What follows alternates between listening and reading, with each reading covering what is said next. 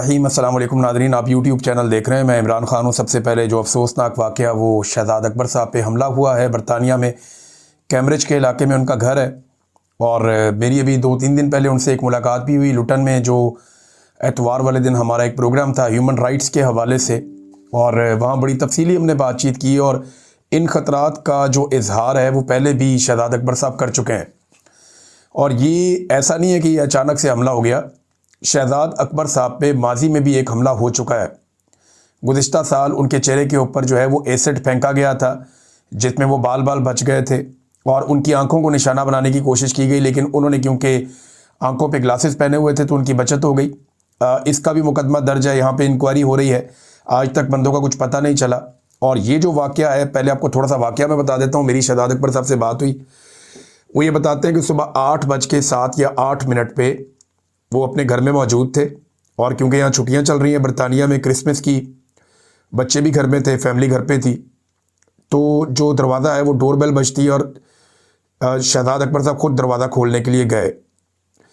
अब क्योंकि नींद में थे, उन्हें आइडिया नहीं हुआ, वरना वो देखभाल के दरवाज़ा खोल देते। इतनी सुबह कौन आया, बिल्कुल आप एक्सपेक्ट नहीं कर सक रहे होते। एक मरतबा पहले भी उन पर अटैक हुआ है, तो उन्हें थोड़ा विजिलेंट रहना पड़ेगा शहजाद अकबर साहब को। तो उन्होंने अचानक दरवाज़ा खोल दिया, और सामने जो शख्स खड़ा था, उसके बारे में जो शहजाद अकबर साहब बताते हैं कि लगभग 30 साल के आसपास का वो बंदा था, और सफ़ेद फाम था। उसका जो बोलने का एक्सेंट था, उससे लगता है कि जैसे वो बरतानिया का ही रहने वाला, कोई यूरोपियन बंदा नहीं लगता। नॉर्मली अटैक के लिए जो बंदे हायर किए जाते हैं वो ये यूरोप साइड से आ जाते हैं, या ईस्टर्न यूरोप से आ जाते हैं, दीगर ममालिक से वो बंदे आ जाते हैं, वो आकर अटैक करते हैं। और अटैक करके क्योंकि सयाफाम लोगों को भी हायर किया जाता है, बाज़ औक़ात वो हमला करते हैं और भाग जाते हैं। तो यहाँ पे ये होता है, ये मामला पैसे देकर करवाए जाते हैं। बरतानिया में लॉ एंड ऑर्डर वैसा नहीं है जैसा कभी हुआ करता था, उस तरह का नहीं। तो शहजाद अकबर साहब ने जब उसको कंफर्म किया कि मेरा नाम शहजाद अकबर है, क्योंकि उन्होंने पूछा, तो उन्होंने कहा मेरा नाम है शहजाद अकबर, उसने सीधा मुंह के ऊपर मुक्का मारा। अच्छा, इस शख्स ने जो है वो चेहरे के ऊपर एक मास्क पहना हुआ था, और इसके हाथों पे ग्लव्स थे। ग्लव्स शायद उसने इसलिए पहने ताकि उसके कोई फिंगरप्रिंट्स वगैरह यहाँ पे ना रुके, और किसी जगह पे उसकी उंगलियों के निशान नहीं होने चाहिए। उसके बाद उसने पै दर पे मुक्के मारे शहजाद अकबर साहब को। इनकी फैमिली आ गई अंदर से, और शहजाद अकबर साहब जो है वो उनके होश जाने लगे, क्योंकि जब आप अचानक से एकदम अटैक करते हैं और एक आदमी नींद से जागा है और वो एक्सपेक्ट भी नहीं कर रहा है इस तरह का हमला, तो ये बड़ा मुश्किल हो जाता है सर्वाइव करना। और वो मारने वाला जो है ना, वो जिस तरह शहजाद अकबर साहब ने मुझे सारी बात बताई है, तो मुझे ये बात तो बिल्कुल समझ आ गई कि वो प्रोफेशनल था। जो मारने के लिए आया था वो फाइटर था, वो प्रोफेशनल आदमी था, उसको पता था कैसे मारना है। जब शहजाद अकबर साहब गिरे, इसके बावजूद वो सिर्फ उनके मुंह पे मार रहा था, यानी उसका मकसद सिर्फ मुंह को ज़ख्मी करना था। वो लगातार मुंह पे मार रहा था। उसने सवाए अपने मुक्कों के किसी का इस्तेमाल नहीं किया, कोई ठुड्डा नहीं मारा, उसने कुछ और नहीं किया। वो गिरे हुए शहजाद अकबर साहब के ऊपर भी नीचे होकर उसने मुक्कों के साथ मारा और चेहरे को निशाना बनाया। जब शहजाद अकबर साहब की फैमिली आई, तो थोड़ा सा वो आदमी जो है चीखों पुकार से उनके बाहर की तरफ भागा। जब वो बाहर गया तो इन्होंने शहजाद अकबर साहब को उठाया, फिर वो वापस आ गए। अब वो मोबाइल फ़ोन निकाल कर आया कि जैसे उसने सबूत भी हासिल करना है कि मैंने मारा है, और देखो मैंने मुंह को ज़ख्मी कर दिया। शहजाद अकबर साहब की ब्लीडिंग हो रही थी, उसने जो है वो शहजाद अकबर साहब की वीडियो बनाई, दोबारा हमला किया, और फिर वो निकल के भाग गया। अब ये जनाब पूरी एक एपिसोड हुई। उसके बाद कॉल किया गया एम्बुलेंस को, बच्चे सहम गए, फैमिली जो है वो बहुत हरासा हुई इस वाक़े के बाद। फिर पहले जो है वो एम्बुलेंस को कॉल की जाती है, पुलिस आ जाती है, मेडिकल ट्रीटमेंट किया जाता है। शहजाद अकबर साहब को जो है वो पुलिस अपने पास रखती है ऑब्जर्वेशन में, और डॉक्टर भी उनका ट्रीटमेंट करते हैं। फिर शहजाद अकबर साहब का स्टेटमेंट भी लिया जाता है, और इस बीच में जो फोरेंसिक वाले हैं या पुलिस के और दीगर इदारे हैं, वो वहाँ पे आके पूरा एक एक चप्पा चेक करते हैं, एक एक जगह को देखते हैं। वो अपनी इन्वेस्टिगेशंस करते हैं, जहाँ जहाँ पे CCTV कैमराज और फुटेजेस वगैरह मौजूद हैं, वो ये सारी चीज़ें इकट्ठी करते हैं। अब ये दूसरी मरतबा अफसोसनाक वाक़या पेश आया शहजाद अकबर साहब के साथ। इससे पहले भी पॉलिटिशियंस के ऊपर बरतानिया में हमले हो चुके हैं। शहजाद अकबर साहब कोई एक आम पाकिस्तानी या एक ऐसा आम ओवरसीज़ नहीं है, ये साबिक वफाकी वज़ीर है पाकिस्तान में रहे, और इन्होंने बड़ी अहम वजारत के अंदर ड्यूटी की है। यानी ये एक यूनिट था पाकिस्तान में जो रिकवरी करता था, जो लूट मार का पैसा है उसकी रिकवरी का काम करता था। तो उसमें शहजाद अकबर साहब उसको हेड करते थे। अब ऐसी सूरत हाल में इनकी जान तो खतरे में है। बरतानिया ने इनसे पहले भी कहा था, बरतानिया की जो एजेंसीज हैं, जो पुलिस है, उन्होंने शहजाद अकबर साहब को मेरी इत्तला के मुताबिक ये कहा था कि आप यहाँ पे असाइलम ले लें, लेकिन शहजाद अकबर साहब ने असाइलम लेने से इनकार कर दिया। वो आज भी एक पाकिस्तानी शहरी की हैसियत से बरतानिया में रहते हैं और यहाँ पे वो अपनी ज़िंदगी अपने बच्चों के साथ गुजार रहे हैं अपनी जान बचाने के लिए। अब इसका थोड़ा बैकग्राउंड देख लेंगे। कुछ अर्सा पहले DGISPR ने एक प्रेस कॉन्फ्रेंस की, उसमें वीडियोज़ चलाई गई हम लोगों की, सबकी वीडियो चली, लेकिन शहजाद अकबर साहब की वीडियो पे स्पेसिफिकली DGISPR ने कहा कि हटाओ, मैं नहीं देखना चाहता। तो शहजाद अकबर साहब के चेहरे से उन्होंने नफरत का इजहार किया और फिर उनके चेहरे पर ही अटैक किया गया 24 तारीख की सुबह 8 बजे के बाद। मोहसिन नकवी साहब ये जनाब शहजाद अकबर साहब के हवाले से 18 नवंबर को एक प्रेस कॉन्फ्रेंस करते हैं, ना सिर्फ शहजाद अकबर बल्कि बाकी सब लोगों को भी इसमें रगेटते हैं। उसके बाद एक प्रेस कॉन्फ्रेंस करते हैं नवंबर में, फिर ये 4 दिसंबर को जैन मेरियट से मुलाकात करते हैं जो बरतानिया की सफ़ीर है, और ख़बरें लगवाई जाती हैं कि शहजाद अकबर और दीगर लोगों को हमारे हवाले किया जाए। इसमें एक आदिल राजा साहब भी हैं और दीगर लोग भी हैं। फिर मेरा और साबिर शाकिर साहब का नाम आता है बार बार ख़बरों में कि इनको भी जनाब पकड़ के ले जाएंगे। मुझे कई लोगों ने इस बारे में रब्ता किया, तो मैंने कहा जब पकड़ेंगे तो आपको मौक़िफ़ भी देंगे जब कोई ऐसी चीज़ होगी। फिर हमें टेलीफोन कॉल आना शुरू हो जाती हैं, ये मुझे भी आई हैं, साबिर शाकिर साहब को भी आई है, शहजाद अकबर साहब को भी गालिबन ज़रूर बताया गया होगा। मुझे वो फ़िक्रमंद दिखाई दे रहे थे, लेकिन कोई स्पेसिफिक इन्फॉर्मेशन उन्होंने मेरे साथ पहले शेयर नहीं की थी। हाँ, वो ये ज़रूर कहते हैं कि उन्हें इस बात का ख़तरा मौजूद है कि उनके ऊपर बार बार हमला किया जा सकता है। हमें बाकायदा ये बताया गया कि आपको केयरफुल रहना होगा, आपके ऊपर अटैक हो सकता है। अभी जो 2 दिन पहले हमने एक प्रोग्राम किया था, उस प्रोग्राम में भी जब हम पहुँचे तो हमें ये इत्तला मिली कि वहाँ पर कुछ ऐसे लोग पहुँचाए गए हैं जो आपके ऊपर या तो अटैक कर सकते हैं या कोई हालात को ख़राब कर सकते हैं। लिहाजा हमें मौका नहीं मिला लोगों से ज़्यादा मिलने का, और हमने अपना पूरा प्लान तब्दील किया था, और उसके बाद फिर ज़्यादा लोगों से मिले बगैर अपना प्रोग्राम मुकम्मल करके हम चंद लोगों से मिले, और फिर हमें वहाँ से जो इंतज़ामिया है उन्होंने कहा जी आप निकले यहाँ से फ़ौरन। हमें फिर वहाँ से निकलना पड़ा। अब ये बरतानवी हुकूमत को देखना होगा कि एक साबिक फेडरल मिनिस्टर है, कैबिनेट का मेंबर है, और एक इम्पॉर्टेंट आदमी है, पाकिस्तान से उसका ताल्लुक़ है। बरतानिया में उसके ऊपर 2 मरतबा हमला हो चुका है। इस हमले के पीछे कौन लोग हैं? इस शख्स के बारे में एक और चीज़ उन्होंने कंफर्म की कि चेहरे के ऊपर उसने मास्क पहना हुआ था, यानी वो अपनी शनाख्त को छुपाना चाहता था। ये एक इंतहाई अफसोसनाक वाक़या है, और ये वाक़या बता रहा है कि किस तरीके से मुखालिफ आवाज़ों को कुचलने का रुझान बढ़ता चला जा रहा है, और ये बढ़ते बढ़ते पाकिस्तान से बाहर भी चला गया। कीनिया में पाकिस्तान के एक बड़े नामवर सहाफ़ी अरशद शरीफ, उन्हें शहीद भी कर दिया गया था। और लगातार जो लोग आज भी पाकिस्तान की रियासती इदारों के हवाले से ख़बरें दे रहे हैं या ये बता रहे हैं कि वो ज़्यादती कर रहे हैं, वो सियासत में मुदाखलत कर रहे हैं, और पाकिस्तान के हवाले से जो लोग इमरान खान के मौक़िफ़ को सुनवा रहे हैं, वो लगातार ख़तरे में है, और ये ख़तरा ख़त्म नहीं हो रहा। ये नाज़रीन ख़बर है, मैंने आप तक पहुँचा दी है, और ये बात आप अपने जहन में रखिएगा कि ऐसी चीज़ें खौफज़दा नहीं कर सकती। ना तो शहजाद अकबर खौफज़दा है, ना इससे पहले कभी कोई और खौफज़दा हुआ। ये जो मर्ज़ी कर लें, ये काम तो होता रहेगा, ये सिलसिला रुकेगा नहीं। जब हमने ये काम शुरू किया ना, हमें इस बात का आइडिया था कि इसके नताइज क्या हो सकते हैं। पहले दिन ही पता था कि इसके नताइज क्या हो सकते हैं, और वो नताइज भुगतते भुगतते हम ये काम करते रहे। तो हमें आइडिया है कि आगे क्या हो सकता है, मैक्सिमम क्या हो सकता है, और जो हम कर सकते हैं वो हम करते रहेंगे। हमारा काम है आवाज़ उठाना, बोलना, और जमहूरियत के लिए, पाकिस्तान में आज़ादी इज़हार राय के लिए, इंसानी हुकूक के लिए, मैंडेट के एहतराम के लिए, रूल ऑफ लॉ के लिए हम आवाज़ उठाते रहे हैं, हम आवाज़ उठाते रहेंगे। नाज़रीन, एक और जो अहम खबर है पाकिस्तान से, जब वज़ीर आज़म ने कहा कि जी आप मुज़ाकरात करने हमारे साथ आकर, तो इस पर पाकिस्तान तहरीक इंसाफ ने एक बड़ा स्मार्ट मूव खेला है। अब समझ आई कि इमरान खान साहब ने यह काम क्यों किया था। उन्होंने कहा जी कि आप जाने और तहरीक तहफ़्फ़ुज़ आईन पाकिस्तान जाने, इमरान खान साहब ने ये मैंडेट के मुज़ाकरात करने या नहीं करने, मामला किधर जाना है, ये इमरान खान साहब ने दिया हुआ है तहरीक तहफ़्फ़ुज़ आईन पाकिस्तान के लोगों को। PTI ने कोई मुज़ाकरात नहीं करने, हमारी तरफ से सुर्ख झंडी है।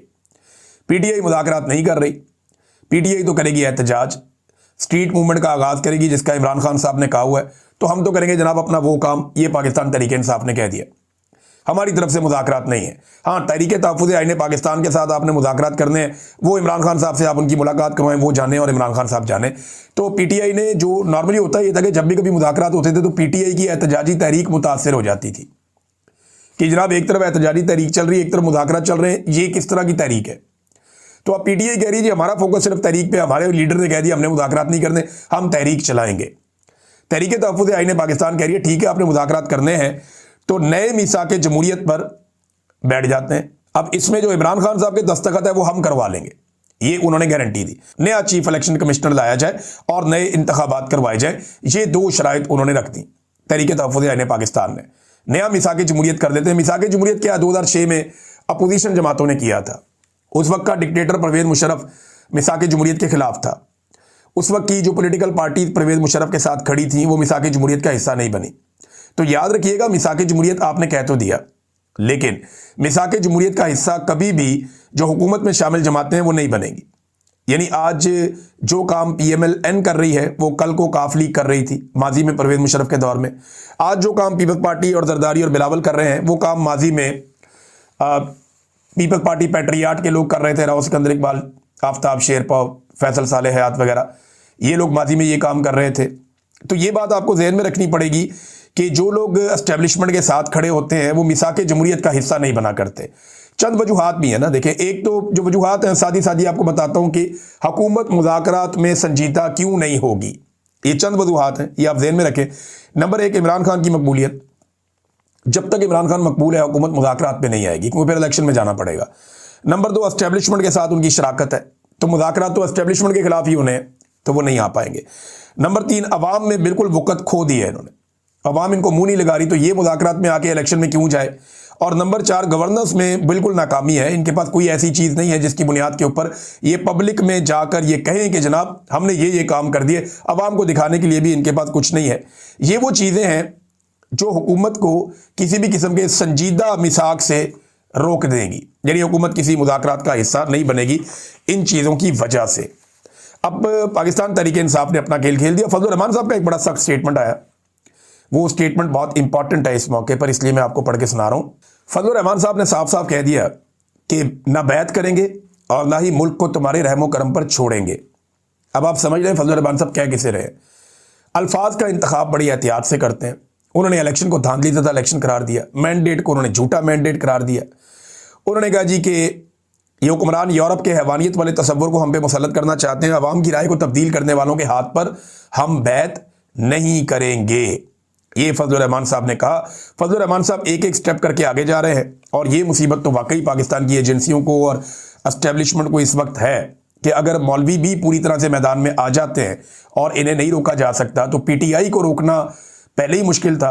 इनके साथ अगर मजहबी तबका भी खड़ा हो जाता है तो एक नई मुसीबत पाकिस्तान की एस्टेब्लिशमेंट के लिए बन जाएगी, क्योंकि मईशत इनसे संभल नहीं रही, काम इनसे हो नहीं रहा और महंगाई को ये कंट्रोल कर नहीं पा रहे, तो अवाम किसी भी नुक्ते से इनसे खुश नहीं है, तो ये तहरीक बहुत ज़्यादा जान पकड़ जाएगी। नादरीन, आसिफ मुनीर साहब ने एक स्टेटमेंट दिया और वो स्टेटमेंट ये है कि कौम और फौज में तफरीक पैदा नहीं करने दी जाएगी। मैं एक सिंपल बात करना चाहता हूँ कि देखिए ये कौम और फौज में तफरीक पैदा कैसे होती है। क्या कोई आदमी पाकिस्तान की फ़ौज और पाकिस्तान की कौम में तफरीक पैदा कर सकता है? कोई भी नहीं कर सकता। बड़े लोगों ने ये कोशिश की, सारे लोग ये नाकाम हो गए। ये तफरीक जब भी पैदा होती है पाकिस्तान की मिलिट्री एस्टेब्लिशमेंट की वजह से पैदा होती है। ये चंद चीज़ें मैं आपके सामने रखता हूँ। नंबर 1 सियासत में मुदाखलत से कौम नाराज़ होती है। नंबर 2 हलफ की जब आप खिलाफ वर्जी करते हैं तो कौम नाराज़ होती है। नंबर 3 जबरी गुमशुदगियों की वजह से कौम नाराज़ होती है। नंबर 4 बगैर मनसूबाबंदी के और अवामी हमायत के बार बार के मिलिट्री ऑपरेशन से कौम नाराज़ होती है। नंबर 5 मैंडेट की चोरी से कौम नाराज़ होती है। नंबर 6 सबसे मकबूल अवामी रहनुमा को जेल में रखने से कौम नाराज़ होती है। नंबर 7 ये भी है कि जब दिफा का काम छोड़ के बाकी काम किए जाते हैं, बाकी कारोबार किए जाते हैं तो कौम को वो चीज़ें पसंद नहीं आती, लोग नाराज़ होते हैं, थोड़ा थोड़ा उनमें रिएक्शन पैदा होता है। ये वो चीज़ें हैं अगर जिन्हें बंद कर दिया जाए तो कौम और फौज के बीच में कोई नाराज़गी किसी किस्म की नहीं होगी। इसका तजर्बा करके देखा जा सकता है। नाज़रीन, कायदे आज़म मोहम्मद अली जिन्ना का यौम पैदाइश है, इस हवाले से सारे पाकिस्तानियों को मुबारकबाद। और आज जो क्रिश्चियन बरादरी है, मसीही बरादरी, वो क्रिसमस का त्यौहार भी मना रहे हैं, उनको भी त्यौहार मुबारक। तो कायदे आज़म मोहम्मद अली जिन्ना के हवाले से ये अफवाज पाकिस्तान की जानिब से एक स्टेटमेंट जारी किया गया है। स्टेटमेंट है कि कायदे आज़म की मिसाली क़यादत और साबित कदमी चैलेंजेस से निमटने में रहनुमाई फराहम करती है। देखिए कायदे आज़म की जो रहनुमाई है अगर वो अफवाजें पाकिस्तान ने लेनी है तो कायदे आज़म ने कैटेगोरिकली एक चीज़ से मना किया था कि आपने पॉलिसी नहीं बनानी। स्टेटमेंट तो जारी कर दिया कायदे आज़म के यौम पैदाइश पे, लेकिन कायदे आज़म के फरमान को हम भूल गए। कायदे आज़म ने फरमाया था कि मुसल्लह अफवाज जो है वो किसी सूरत भी पॉलिसी नहीं बनाएगी, बल्कि जो अवाम के मुंतखब नुमाइंदे जिनको अवाम मैंडेट देगी वो पॉलिसी बनाएंगे और अफवाज का काम उसके ऊपर अमल दरामद है। लेकिन क्या पाकिस्तान में ऐसा हुआ? बदकिस्मती से नहीं हुआ। इसराइल और फ़लस्तीन पे जो कायदे आज़म का मौक़िफ़ था, आज पाकिस्तान की एस्टेब्लिशमेंट का मौक़िफ़ उससे बिल्कुल मुख्तलिफ है। फिर कायदे आज़म की बहन के साथ एक डिक्टेटर ने क्या कुछ नहीं किया, आज तक जो है उसके ऊपर माफ़ी नहीं मांगी गई। तो ये इसके ऊपर थोड़ा सा गौर करें। कायदे आज़म की अगली यौम पैदाइश तक ये हौसला पैदा करे पाकिस्तान की एस्टेब्लिशमेंट कि वो माफ़ी मांगे जो फातिमा जिन्ना साहिबा के साथ किया गया और जो कायदे आज़म के फरमुदात के साथ किया गया। नाज़रीन, एक और ख़बर है, और ये खबर जनाब BBC के ऊपर भी छपी है, मुख्तलिफ जगहों पे आई है। ख़बर ये है कि अक़वाम मुत्तहिदा की खसूसी नुमाइंदा हैं जिनका नाम है डॉक्टर एलिस जिल। इन्होंने कहा कि पाकिस्तान के साबिक़ वज़ीर-ए-आज़म इमरान खान की अहलिया बुशरा बीबी को जिन हालात में जेल में रखा गया वो इनकी जिस्मानी और ज़हनी हालत के लिए संगीन ख़तरा बन सकते हैं। उन्होंने हुकाम पर जोर दिया कि वो इस हवाले से फ़ौरी इक़दामात करें। ये बुध वाले दिन जो है वो ये खसूसी नुमाइंदा एलिस जिल एडवर्ड्स ने स्टेटमेंट जारी किया और उन्होंने कहा कि रियासत की जिम्मेदारी बनती है कि वो नज़रबंदी के दौरान बुशरा बीबी की सेहत का तहफ़्फ़ुज़ और इंसानी वक़ार की ज़मानत को यकीनी बनाए। अब बुशरा बीबी को ना उनका सामान देने दिया जाता है, ना उनका ख्याल रखते हैं, बल्कि उनकी मुलाकातें भी उनकी फ़ैमिली के साथ रोकी हुई है कि कहीं ऐसा ना हो कि बुशरा बीबी को स्टेटमेंट जारी कर दें जो बाहर चला जाए इमरान खान साहब के हवाले से, लिहाजा वो मिलने नहीं देते और तवज्जो इनकी जो है वो असासे बेचने पे। जिस तरह नाज़रीन इन्होंने PIA बेची है ना, अगर इसी तरह इन्होंने बाकी 2 दर्जन इदारे जो पाकिस्तान के पास बचे हैं वो बेच दिए ना, तो पाकिस्तान के सब पास जो है ना वो सवाए पार्लिमान और GHQ के कुछ नहीं बचेगा। देखिए, ये इदारे नुकसान में क्यों जा रहे हैं, ये किसी ने सोचा है? इमरान खान ने तो 3 साल में इन सारे इदारों को तबाह नहीं किया, 2 साल बीच में से कोरोना था। तो इन इदारों को इमरान खान ने तबाह नहीं किया, इन इदारों को तबाह किया उन हुक्मरानों ने और डिक्टेटर्स ने जो गुज़िश्ता कई दहाइयों से पाकिस्तान के ऊपर मुसल्लत हैं। क्या किसी ने माफ़ी मांगी कि हमने ये इदारे तबाह कर दिए? जो इदारे फ़ौज के अंडर चलते हैं वो तो सारे मुनाफे में जा रहे हैं, या जो इदारे शरीफ ख़ानदान के या जरदारी ख़ानदान के अंडर चलते हैं वो तो सारे मुनाफे में जा रहे हैं। जितने लोग पार्लियामेंट के अंदर या सेनेट के अंदर बैठे हुए हैं उन सबके अपने अपने कारोबार मुनाफे में जा रहे हैं। तो पाकिस्तान खसारे में क्यों जा रहा है? जब ये लोग मुनाफा कमाना जानते हैं तो पाकिस्तान के लिए मुनाफा क्यों नहीं कमाते, अपने लिए ये कमाते हैं। सवाल ये पैदा होता है कि इदारों को पहले तबाह करते हैं और फिर बेच देते हैं। पाकिस्तान के पास 2-2.5 दर्जन टोटल इदारे हैं जो अच्छे बड़े इदारे हैं, उनको एक एक करके अगर ये बेच देंगे ना, और इनकी नीयत है बेचने की, तो पाकिस्तान के पल्ले कुछ नहीं रह जाएगा। ये सदर हैं PIA पीपल्स यूनियन के रमज़ान लगारी साहब, इन्होंने एक भांडा फोड़ा है। इनका जो इन्होंने भांडा फोड़ा जरा वो सुन लीजिए। ये कहते हैं कि इसकी मालियत ही गलत लगाई गई PIA की। जो प्रॉपर्टीज दी गई हैं सिर्फ उनकी मालियत 70 अरब की है, 10 अरब में बेच दिया, जबकि जहाज जो फंक्शनल है वो 18 है। एक जहाज ही 20 से 30 अरब का है। 1500 अरब के असासों को कैसे बेचा गया, ये सदर PIA पीपल्स यूनियन रमज़ान लगारी साहब ने पूरा एक इंटरव्यू दिया और उन्होंने एक जर्नलिस्ट को ये बताया, रमज़ान लगारी साहब ने, कि किस तरीके से PIA को ओने पोने बेचा गया और बंदर बांट की गई।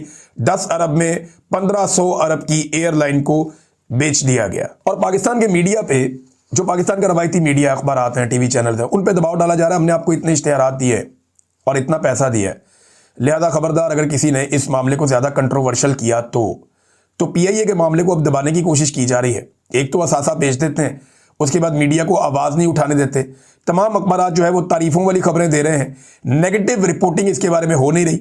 सोशल मीडिया पे लोग भांडा फोड़ रहे हैं, लेकिन इसके बावजूद किसी के कानों पे जूं तक नहीं रेंग रही। अदालत को इस पे नोटिस लेना चाहिए था, इस मामले को उठाना चाहिए था। इतना बड़ा कौमी इदारा ओने पोने कोड़ियों के भाव बेच दिया और किसी ने इसके बारे में सोचा भी नहीं। नाज़रीन, मेरे पास काफ़ी सारी और खबरें हैं, लेकिन टाइम बहुत कम है, तो इस कम वक्त में मैं आपको एक खबर जो है वो दिखाता हूँ। हमने एक सर्वे करने के लिए कहा था और मैं एक वीडियो कर रहा था आज से 2 दिन पहले, और मुझे आइडिया नहीं था कि इतने ज़्यादा बयानात आ जाएंगे लोगों के, या इतने ज़्यादा पैगामात आ जाएंगे।